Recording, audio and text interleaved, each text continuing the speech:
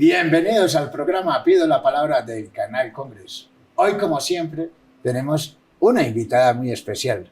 Toda Colombia la conoce. Una mujer que es ejemplo de lucha en Colombia, perseverancia. Militante de la Unión Patriótica que hoy resurge en las cenizas. Va a tener gobernadores, alcaldes, concejales. Es decir, ¿qué nos tiene que decir, doctora Aída Bella, senadora de la República de las Comisiones Económicas? Bueno, primero que todo, un saludo muy especial, muy cordial y muy fraterno a las personas que están escuchando y mirando la televisión del Congreso. Lo segundo es decirles que sí, vengo del departamento de Nariño, exactamente de Ipiales, de Pasto y las intermedias. Y he encontrado cosas impresionantes que tienen que ver precisamente con las elecciones. Allí encontramos que la Panamericana está en construcción, pero hay kilómetros que no se han hecho. 6 de Ipiales a la frontera. Y cuando uno llega a la frontera ecuatoriana encuentra las grandes avenidas y las grandes carreteras casi con la misma geografía de Colombia. He encontrado algo especial en esta carretera, tal vez porque la construyen entre empresarios ecuatorianos y también colombianos. Por primera vez veo terrazas en la construcción de las carreteras colombianas. No es lo mismo que la que uno encuentra de Bogotá a Girardot o de Bogotá a Villavicencio. Las montañas cortadas verticalmente, y eso tiene su incidencia en que cuando llueve, generalmente las carreteras nuestras hay algo que está sucediendo que es muy complicado. Y quiero tocar este tema porque casi nadie lo ventila, por decir de alguna manera, en el Congreso. Aquí hay carreteras que se caen cada rato. Pero eso no tiene que ver, senadora, con todo el modelo después de la Constitución de 1991, que usted fue constituyente. Sí, no voté el capítulo quinto, que es el capítulo económico. Después de la Creo que fui la única que no voté ese capítulo. Pero después de la constituyente vino todo el proceso de apertura económica. Bienvenidos al futuro que decía César Gaviria. Y se aprobó la tal Ley 80. La Ley 80, que es la ley y el Estatuto General de Contratación en Colombia, que tiene un propósito. El propósito es acabar con la corrupción, el propósito es generar y darle viabilidad más rápida y expedita a todo el tema del desarrollo económico y de infraestructura de los colombianos. ¿Qué pasó? No, para mí la ley de la contratación, que es de 1993, espero no equivocarme en la fecha, simplemente la ley de la corrupción. ¿La ley de la corrupción? No es de la contratación, es la ley de la corrupción. ¿Por qué? Lo que yo he encontrado a lo largo y ancho de este país es que todas las carreteras, los contratistas tienen que pagar coimas, a alguien las tiene que pagar. Cuando no es alguna autoridad, es a alguien. Son fantasmas que rondan en la economía colombiana. Aquí se pierden poco más o menos 50 billones, pero leí otra fuente que es muy especial y que lo calcula en 80 billones. Es decir, en un presupuesto... 80 billones al año. Al año. Es demasiado. Yo le pregunto a los colombianos, ¿qué no haríamos con 50, con 60, con 70 o con 80 billones de pesos? Muchísimas obras, entre ellas hospitales, carreteras y demás. Pero encuentro que hay un cuello de botella, no solamente en la construcción de carreteras, sino en la conducción del Estado. Por ejemplo, la semana pasada estuve aquí muy cerquita, a unas cuadras de este estudio. Estuvimos mirando un centro de cuidadoras. Es algo que hace la Secretaría de la Mujer en el Distrito Especial de Bogotá. Y me decía la directora, es increíble que para comprar una escoba para este centro tengo que hacer una contratación con alguien. ¿Cómo así? Sí, si aquí no tenemos una escoba en un momento dado, yo no puedo mandar a comprar de algo, de una caja menor, etcétera, una escoba, ¿no? Tengo que hacer toda la vuelta por uno de los señores que proveen de artículos al Distrito Especial de Bogotá. Esto es increíble. Es decir, el Estado se postró delante de los contratistas. Y esto es lo que vamos a tener que hacer también en el Congreso de la República. No podemos seguir dependiendo de unos señores que no solamente hacen carreteras, otros señores proveen el PAE. El PAE se ha vuelto una fuente de corrupción inmensa. en todo el país. Explíquenle bien a los colombianos qué es el PAE. El PAE es el Programa de Alimentación Escolar. Que depende de las alcaldías y las gobernaciones. Sí, pero la plata también va por un conducto que es nacional, que es el Sistema Nacional de Participaciones. Entonces, ahí se nos pierde muchísima plata. Yo estoy absolutamente aterrada de ver lo que encontré en La Guajira. En La Guajira, a 1 hora de Uribia, en una de las rancherías, donde había una protesta grande porque no querían los eólicos, alguien me dijo, ¿por qué no nos acompaña a la UCA, que es una unidad de cuidados, donde están los niños pequeños, los preescolares? Y encontré 21 niños. Ninguno caminaba y por lo que uno ve, los niños tenían más de año y medio, O sea, 2 años, desnutridos. completamente desnutridos. ¿Sabe qué encontré? Y lo tiene que saber la opinión pública. Estaban preparando el almuerzo. Media libra de arroz para 21 niños y una tacita de café de lentejas. Ese era todo el almuerzo. ¿Para los 21 niños? Para los 21 niños. Ah. La maestra en estado de embarazo no tiene derecho a tomar una cucharadita. Pero es que además eso no es lo que dice la carta que tienen que aplicar. Hasta donde vi, ellos tenían que dar 60 gramos por niños. ¿Cuánto es media libra? Pues media libra, simplemente 250 gramos. Y los niños tenían derecho a 60 gramos, cada niño. 6 por 2, 12. Casi 1,5 kilos. Le estaban dando media libra para 21 niños. ¿Qué es lo que hacen ahí? Pues se ahorran. Imagínense lo que representa ahorrarse todos los días 1 kilo de arroz. ¿Para dónde va esa plata? Pues en para algunas, el operador, ¿no? Se supone que es para el operador, pero el operador tiene que dar plata a alguien en los departamentos, a alguien en los municipios. Y esos alguien son los que tiene que estar la fiscalía detectando quiénes se están llevando la plata. ¿No era que financian campañas políticas con eso? Es posible. Eso es lo que tiene que hacer los señores de la fiscalía. En cambio de estar solamente dedicándose a todo lo que hace el presidente de la República, pues deberían dedicarse en buena parte a descubrir qué es lo que ha pasado con la corrupción y con la contratación en este país. Entonces, tenemos el caso del PAE, tenemos el caso de las carreteras, tenemos el caso de las construcciones escolares. Todo, absolutamente todo, es por contratación. No hay nada, es decir, el Estado está anulado como Estado. ¿Cómo así? Se caen 3 puentes, por ejemplo, sobre la carretera de Sogamoso a Agua Azul, que es el pueblo más grande que uno encuentra, saliendo de Pajarito, que es el último municipio de Boyacá. 3 puentes están en el suelo. El puente Orquídeas, que se cayó en el 2019, está quebrado. Ni siquiera lo han levantado, porque ese es un testimonio vivo de lo que pasó. Y ahora se cae, pues, el otro puente, que nos parece que O sea, quedaron comunicados totalmente. Claro, absolutamente injusto que eso suceda. ¿Por qué?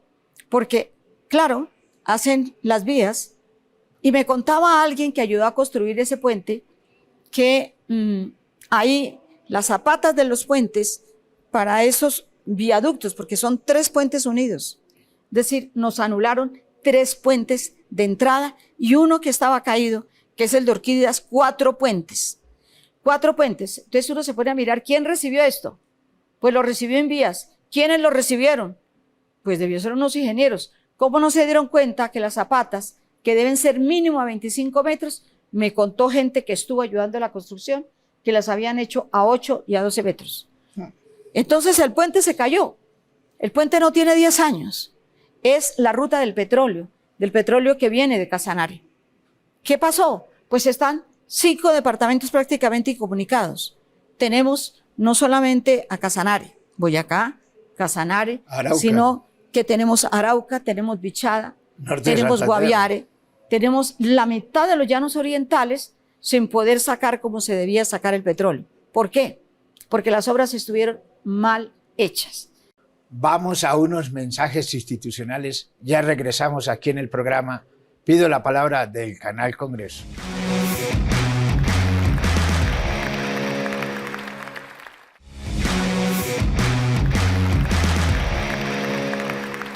Regresamos al programa Pido la palabra del Canal Congreso. Doctora Aida Bella,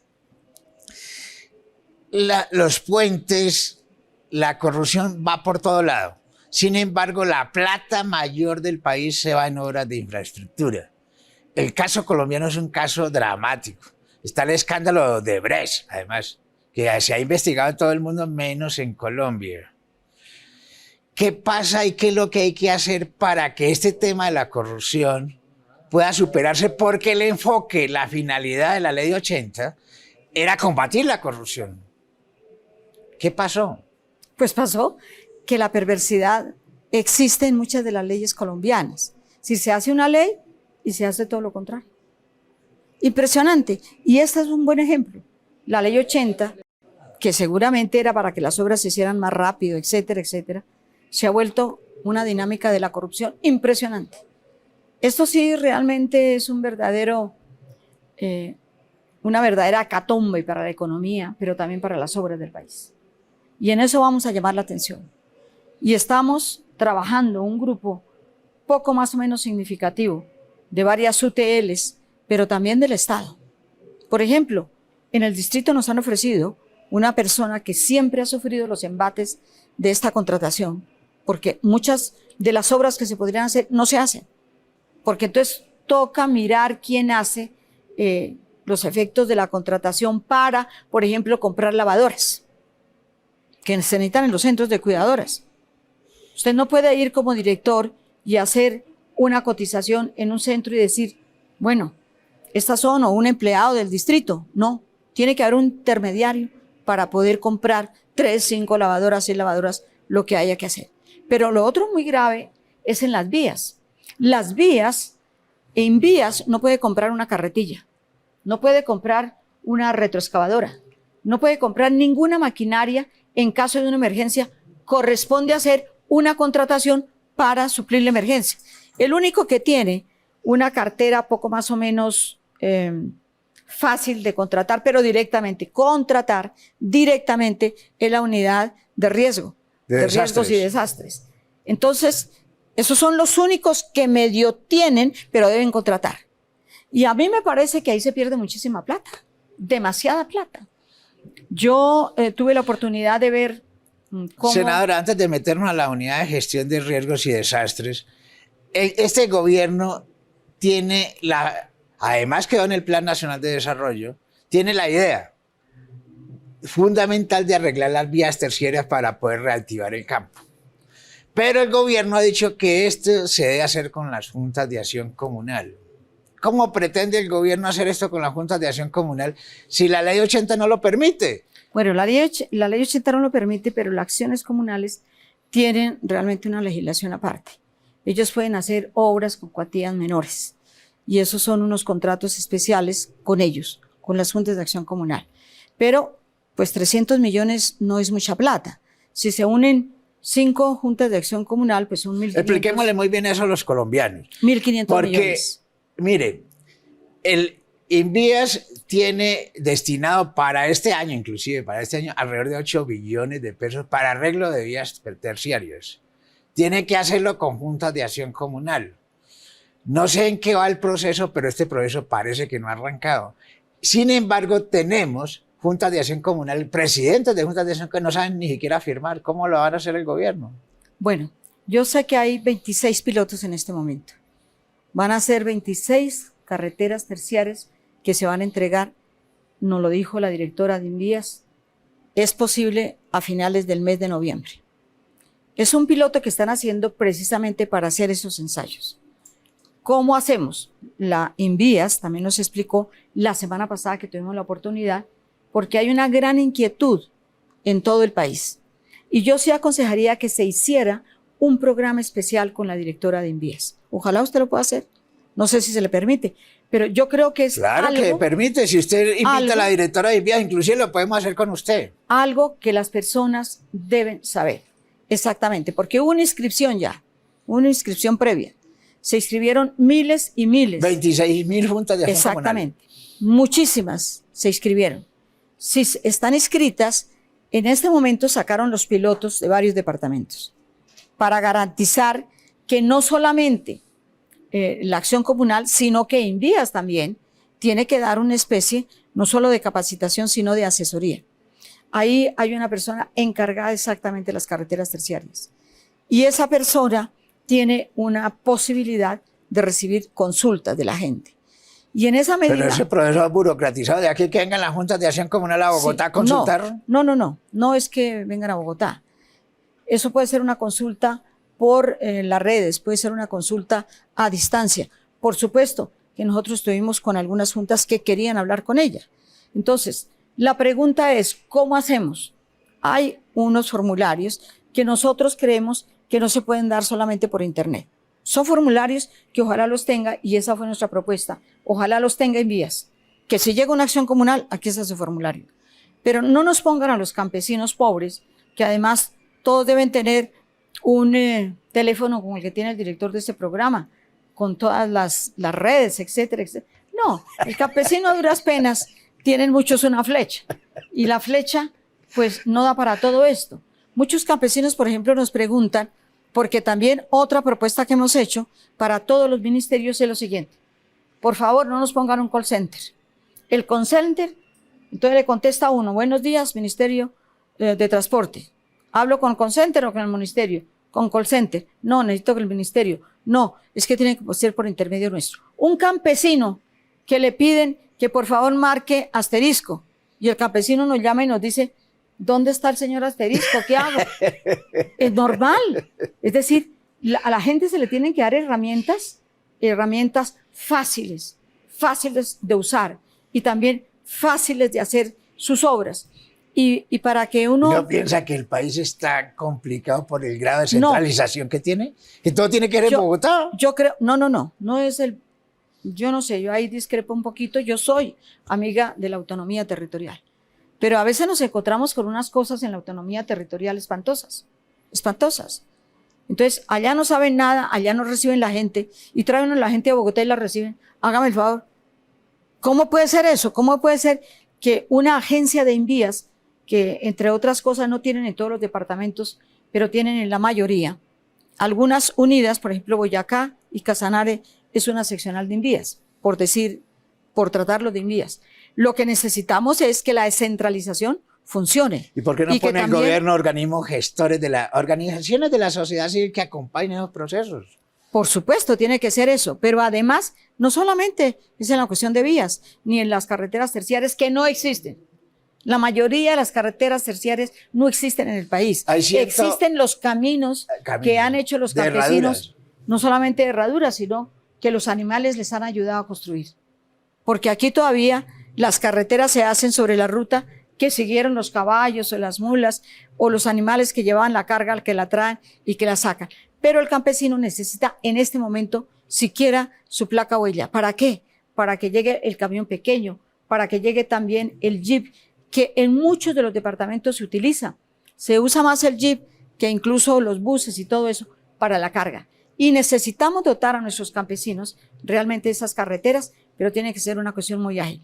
Para su tranquilidad, existen 26 pilotos que van a darse también a conocer, porque hay que hacer una experiencia previa, y yo creo que está bien que se haga una experiencia previa para arrancar con todo lo que hay que hacer, porque tenemos billones para las carreteras terciarias. Pues, ¿me permite? Vamos a unos mensajes institucionales, ya regresamos aquí en el programa Pido la Palabra del Canal Congreso.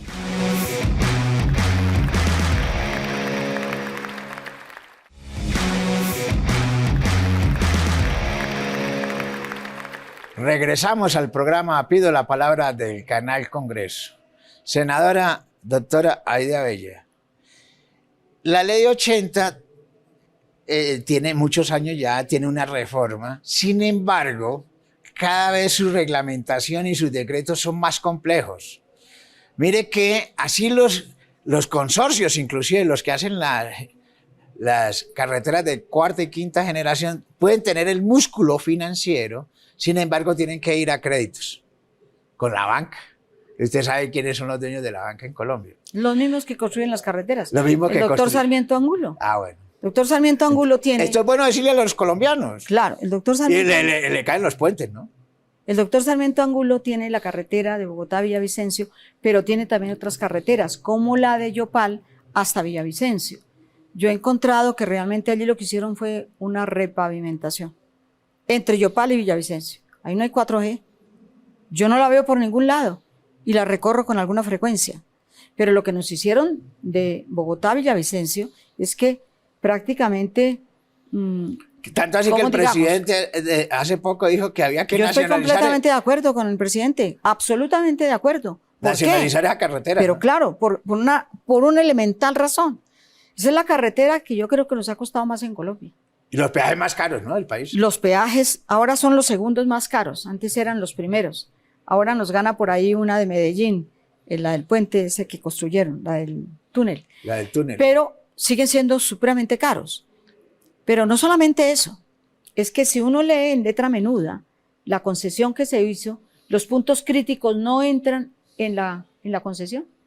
Entonces, cada vez que hay un punto crítico, el Estado tiene que ir Los puntos críticos arreglar. son cuando llueve, se cae la... El kilómetro 58, el kilómetro 51, todos los kilómetros que tienen puntos críticos están a cargo del Estado. Del Estado. Habráse visto. Entonces, el Estado tiene que hacer otra contratación, porque Invías no puede comprar maquinaria. Es decir, el Estado está de manos cruzadas y esto no puede seguir siendo en Colombia. Yo estoy completamente de acuerdo con el presidente. ¿Por qué? Porque esa es una carretera que además también comunica la otra mitad del llano. Y vamos a tener, también es una vía del petróleo. Y vamos a tener que pensar muy en serio qué hacemos con esa carretera.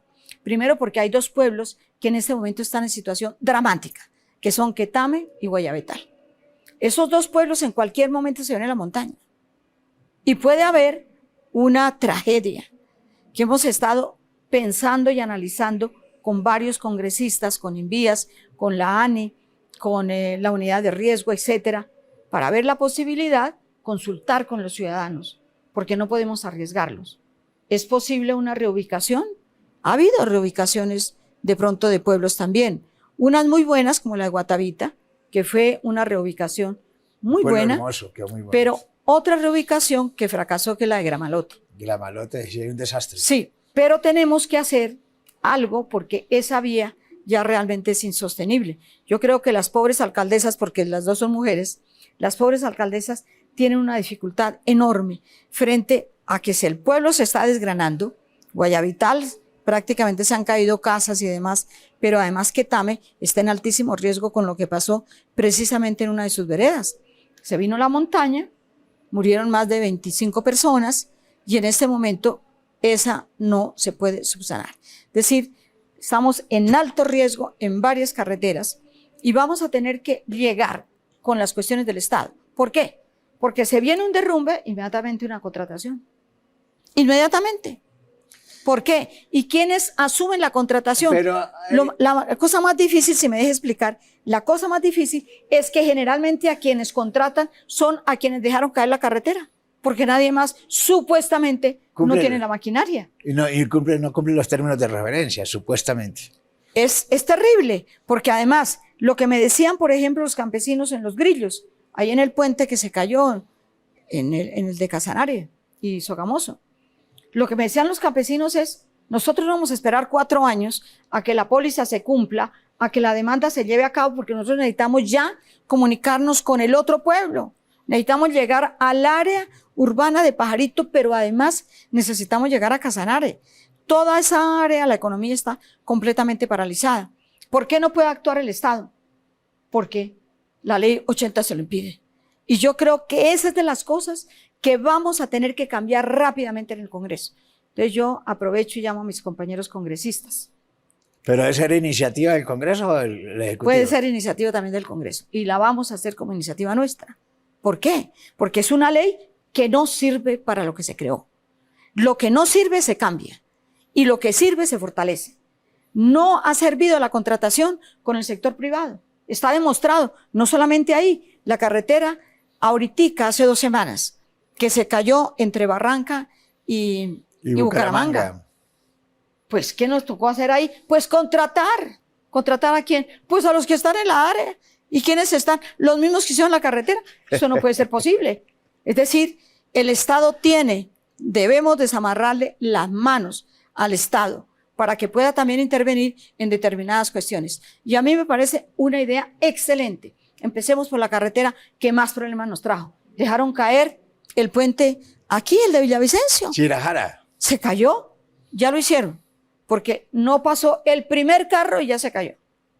Oiga bien, no pasó el primer vehículo y se cayó. Se cayó. Entonces, rápidamente la póliza, muy bien, ya está hecho. Y ahora no lo podemos conectar, ¿saben por qué, ciudadanos? Porque el túnel está averiado. Ah. Pues, ¿qué quiere decir esto? Que quienes construyeron esa carretera no saben construir carreteras. De pronto el doctor Sarmiento Angulo es un buen banquero. Mire, el problema de los colombianos y en Colombia con el tema de las vías es que por lo general fallan los diseños. Le voy a poner el ejemplo de Bogotá con el tema del metro. Ni siquiera el metro elevado tiene ingeniería de detalle, que le dice a uno, la ingeniería de detalle le dice cuánto vale y cuánto se va a demorar. Por eso ese metro elevado, si lo construyen, va a durar 20 años como el de Medellín y lo va a tener que pagar y sale 5 veces más costoso. Eso pasa en todas las obras en Colombia. La ingeniería de detalle, que no la tienen. El caso de Metro de Bogotá, que es el caso más reciente, que es el caso que está en discusión en este momento. Aquí hay 8 millones de habitantes. De los puentes que yo les he hablado, son poblaciones pequeñas. El puente que se vuelve un acordeón, el Izajaura, creo que se llama. ¿Cómo así? Que lo reciben como un acordeón. ¿Cómo así que los señores de Invías del gobierno pasado reciben esto? ¿Cómo así? ¿Qué pasa, por ejemplo, con la carretera, la Ruta del Sol? Pues simplemente que volvieron a contratar. ¿Sabe cuándo lo contrataron? En el mes de julio del 2022, un mes antes de posesionarse el presidente Petro. Volvieron a contratar Odebrecht, pero eso dará para un debate muy largo que vamos a hacer en el Congreso. Muy pronto la gente sabrá muchísimas cosas todavía de la carretera, de los sobornos, de los ricos, de los que nunca entraron en la cárcel en Colombia, pero que entraron a la cárcel en otros países. Ese es un debate solamente sobre Odebrecht que vamos a dar dentro de muy pocos días en el Senado de la República. Bueno, senadora, además de la reforma a la Ley 80, la del régimen de contratación, en estos días se cumple el Día de las Víctimas, que fue la Corte Interamericana de los Derechos Humanos en el caso de la Unión Patriótica. ¿Por qué no hablamos un poco del tema? ¿Qué van a hacer? ¿Cuál es la perspectiva? Sé que en estos momentos se han recuperado, hay muchos candidatos a las gobernaciones, a las alcaldías, van a volver a tener una fuerza importante en Colombia. Prácticamente resurgieron de las cenizas. Sí, yo creo que ha sido un reconocimiento y esta es para mí una forma en la cual la propia sociedad ha no solamente reivindicado, reconocido, sino que ha hecho una especie de eso que siempre hablamos, la verdad, la reparación, etc. Pero hay un día especial, es el 11, que se cumple un año más de la muerte de Jaime Pardo Leal. Fue nuestro candidato presidencial, ¿no? Asesinado. Después nos asesinaron a Bernardo Jaramillo. 2 candidatos presidenciales. A ningún partido político en Colombia le han hecho esto, pero además toda la situación que se vivió con nuestros compañeros, tenemos 9 parlamentarios asesinados. Y yo encuentro que no hay, por ejemplo, un reconocimiento dentro del Congreso. Yo encuentro que hay salones que llevan el nombre del doctor Luis Carlos Galán y me parece bien. Pero ¿por qué no hay un salón que se llame Manuel Cepeda Vargas? ¿Por qué no hay otro que se llame Bernardo Jaramillo Ossa?